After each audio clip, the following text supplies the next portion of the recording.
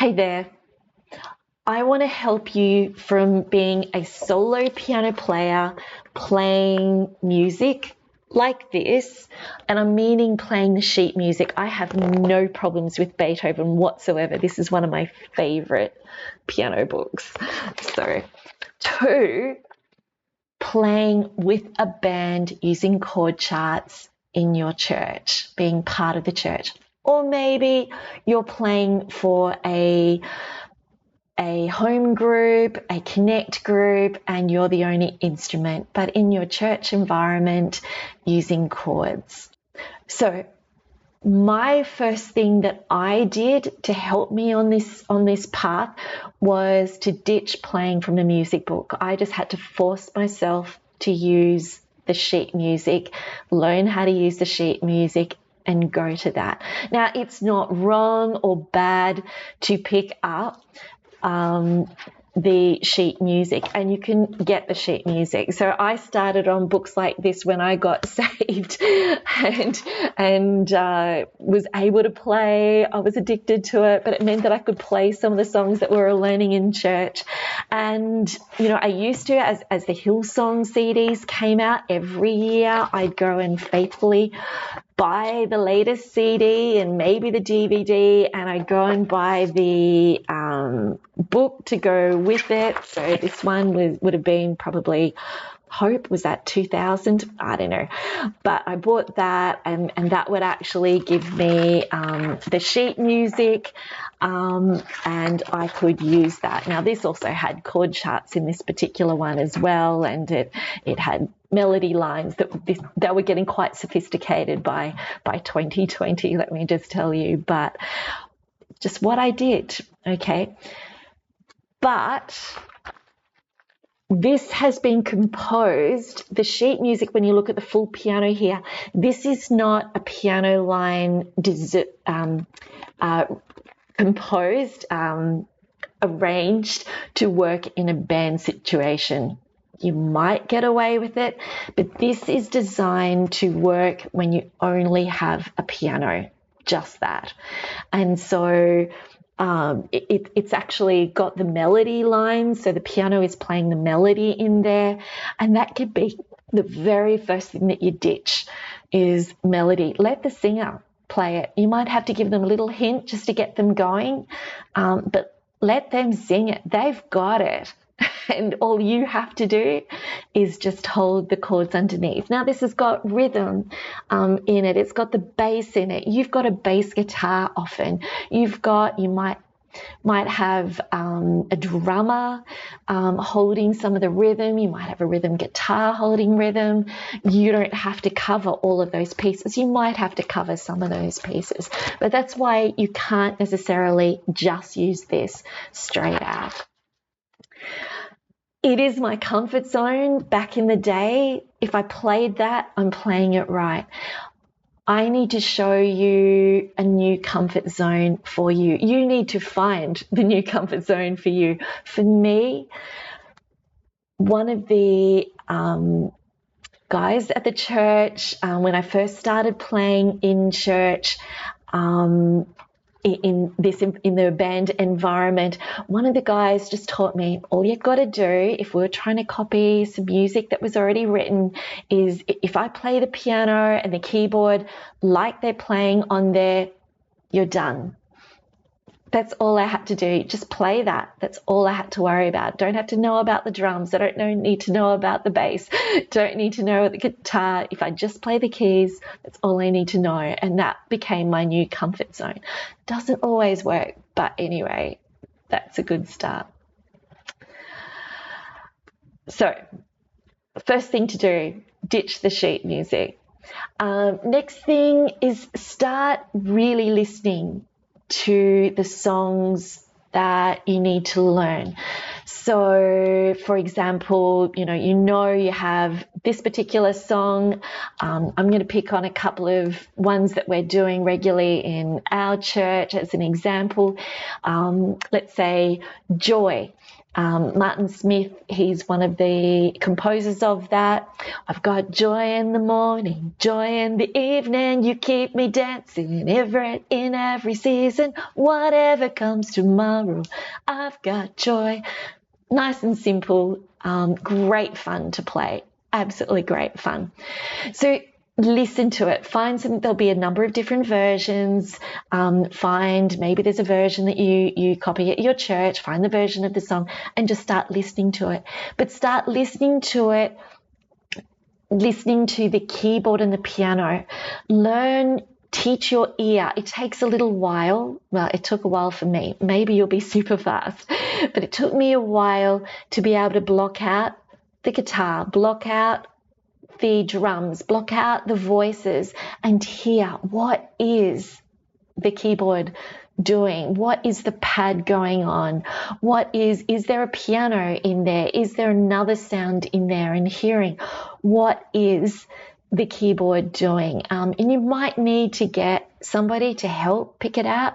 Might be a little bit of a fun game you play with some friends, so somebody else who is learning and, or learned, and just go, hey, I can hear an organ, I can hear some pads here, I can hear some piano. Is that all that's in there? And at different parts of the song. So it might just start with a bit of piano, a little bit of pad, and then it'll move up, be a little bit bigger as you get into the song, and then it'll be a little bit bigger. Or maybe the intro in a song like this, it might have a lead line, like maybe it's a guitar part, some sort of riff that is being played that really, as soon as you hear that riff, everybody knows, oh, we're doing that song. Start hearing all those pieces. Just teach yourself. You don't have to be perfect, but just to start learning. The other thing about that is learning that if you were just going to play at a connect group, what would be important to hear? And sometimes really simple is fine. But if you're playing in church and you just have drums, bass, and what would you miss? Maybe you need to play that guitar intro line. It's just going to be a keyboard version of it, but it's enough that everybody goes, oh, that's that song. What is the minimum that would be really nice to help everybody to know the song and to play along? And just sometimes it's just holding some basic notes, and it's the vocals that hold it. You're just holding the pattern. Maybe it's really simple. So it's start listening, start hearing, really focusing on what you're hearing, the songs that you're listening to. So my next point is to start learning to play the chord chart. How do you read a chord chart? So the first chord chart that I've got here, I'm just picking on some songs that we're playing here and there at church. What a beautiful name it is. I think a lot of churches play this one. But this version is what you'll see a lot in chord charts if you just look on the internet. And what it's basically showing you is when to play chords against the words of the song. So you've got to listen to the song, you've got to know the song, you've got to know how it goes, so you know when to actually play. And that's how a lot of people will play along. They'll actually have the song and then they'll just play it. So, for example, you were the word at the beginning, one with, and God will change to the next chord. God, to the A minor, Lord, most high. Okay, so we're looking at the words. If we know the song, we know, oh, it's going to change here. Your hidden glory in creation, now revealed with you, our Christ. Okay, so we're following the words. You've got to know the song, listen to it that way. Now, something in there, a lot of the chords, quite simple. If you know your C chord, we're going to go back and look at what do we play when we have a C chord. But just basically, in the right hand, I'm playing C, E, G. Okay, and in the left hand, I'm just playing 1C. Let me just take this to a pure piano sound. There we go, that's a bit better. So just to play a C, we're going to play in the right hand, we're going to play the C chords, C, E, and G. And in the left hand, we're just going to play C. Super simple, like that. Often I'll play the chord, the octave in the left hand, like that, just to fill it out a bit, give it a bit of depth. Depends on where in the song I'm playing it. And if you've got a bass player, you don't even need to play the left hand. You could just take your hand off. But us piano players, often we like to just play in there. So stay out of the way of your bass player.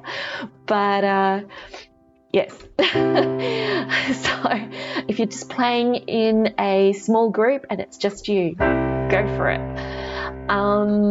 Now, this G on B that we can see in there, can you see this other chord there with the slash in there? It's kind of written the wrong way around for a keyboard player. So in this case, what it is, it's the chord of G. So I'm going to play that in my right hand. But the B is the bass note. Okay, so like that. So if I play normal G, like that, and this is going to be G on B. Okay, it kind of gives a suspense note. It wants to go to the next note. It wants to go, wants to move up to the next one. It's creating suspense. The other thing about it, if you look at this particular one here, and the reason why I think they're doing it as well, is the chord before it, the A minor, the left hand, the bass is playing A. And then it's going to B, and then it's going to C. Okay, so it's just da, da, da. It's creating a pattern, it's creating a flow. So it's interesting when we're watching this, where when we're learning the chords, we're actually being a little bit more musical. We're not just playing the notes on the page. We're not ever doing that. We're putting emotion into it, aren't we? And we're being technical, and it can be quite difficult to play those notes. But here we're learning a little bit more about the structure. We're learning to make it sing. We're learning to take people to this beautiful name it is. We're taking them there. So we're going, we're going up the bass note. Okay, so let's go a little bit further with our chord chart here. So we've got an intro. No idea how long the intro is. You need to listen to the music, and it might just be according to your singers, the leader on the day. Verse 1, and then we've got chorus 1 here. Again, we've got a C on E, so that C is the right hand.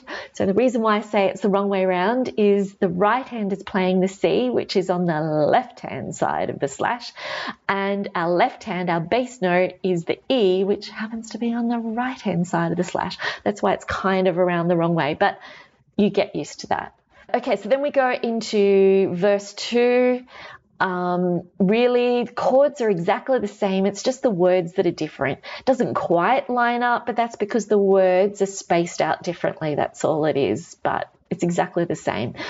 There is a chorus 2 here, and the reason why it's different in this song is the words are different. I'm pretty sure if we go through, the chords are exactly the same. Sometimes they can be different, but for this song, they are the same. Except that there's one extra line at the end. See how the chorus up here, chorus 1, has 4 lines, and the chorus down here has 5 because it's repeating the last line there. Sometimes we don't bother writing it on the chart. We just know that they just repeat it. The singers just repeat it another time. And so you'll see it sometimes. You just got to know. Underneath that, unfortunately, we had to go onto a second page here. I will deal with the instrumental in a tick, but then we're going to get to a bridge section. So it's just kind of a different sort of sound, that section. We've got a bridge 1, bridge 2, just same chords, but different words in this case. Death could not hold you, you have no rival. Often when we're going into a bridge, often we will have an instrumental before it, and often that instrumental is just the chords of the bridge, and that's what happens here. So this is the chords here: F, G, A minor 7, and the C on E. And if we go to the bridge, F, G, A minor 7, C on E. It's a little bit different for the next part: F, G, A minor 7, and then to a G before it repeats it. So, you know, it's almost all of the bridge. Now, in this case, this is a ronderism on the chart. I've chosen to write the riff. There is a little, if you know this song,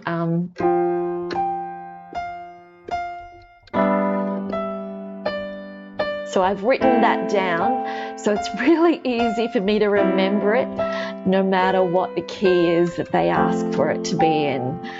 So rather than just knowing, oh, it always starts on G, I can just see it there on the chart. Now, what I should know is that I'm in the key of C here, and it always starts on the 5th note of that key. So my C, the 5th note, is G. It always starts on the 5th. So if we're doing it in F, it'd be,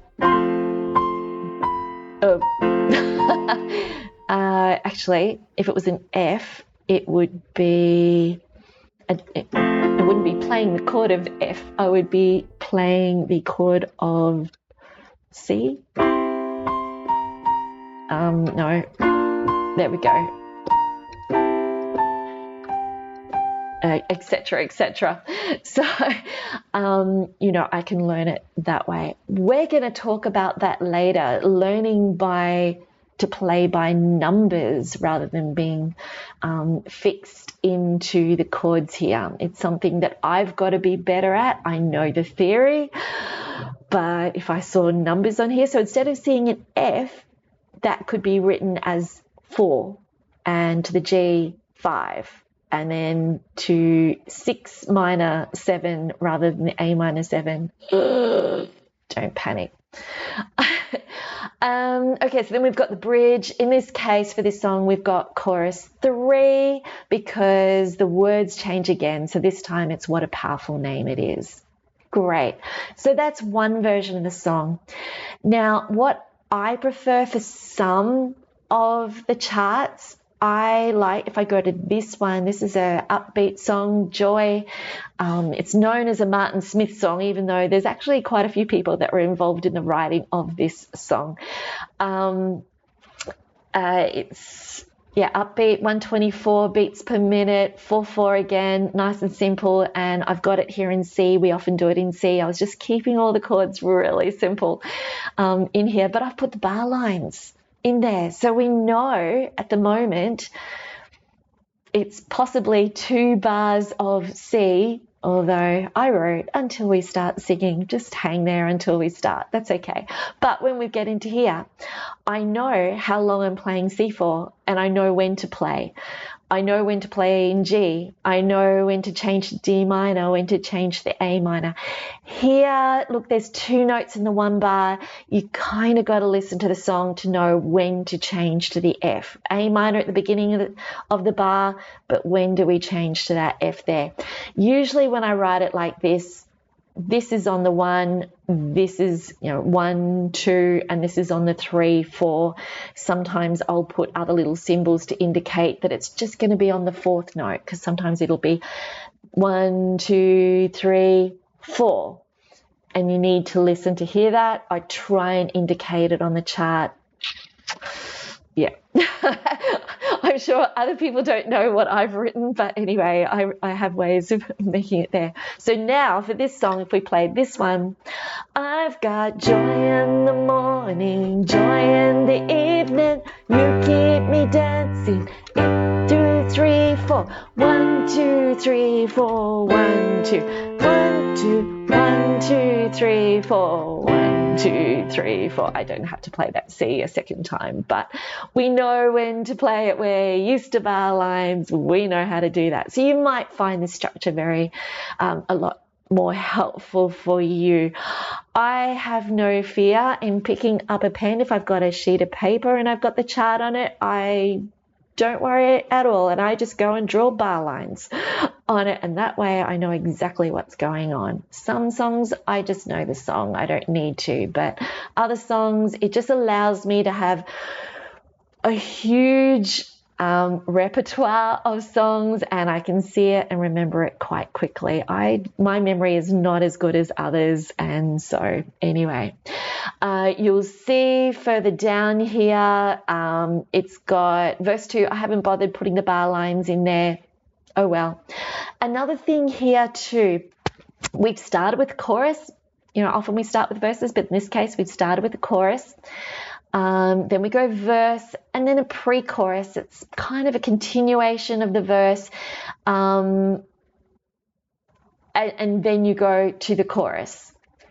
And then we've got verse 2, and then you go pre-chorus and then to the chorus.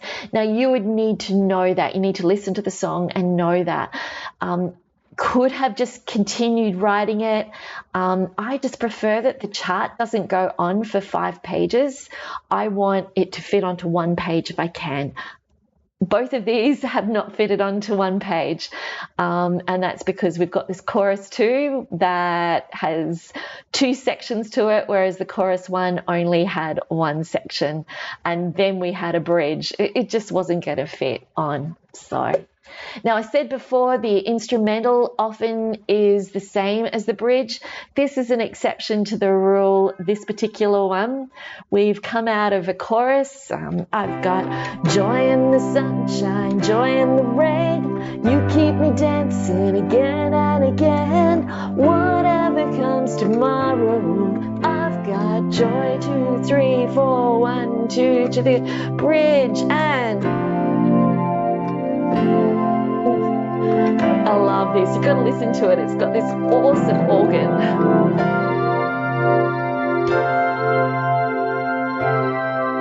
Yeah. Whoa. I've got joy, joy, joy. Down in my heart, I've got joy, joy, joy. Now, it's really simple to play. If you look, you're getting used to looking at those chords. B flat on C. C is the bass. Have a look at the rest of that line. C bass, C bass, and it's a C chord, it's a C bass. So just holding C the whole time, it's not hard, but the right hand is changing and creating that amazing chords in there. It's just like, yeah, a real suspense, and then it resolves to the C. How good is that? I love that section. And then you've got joy, joy, joy.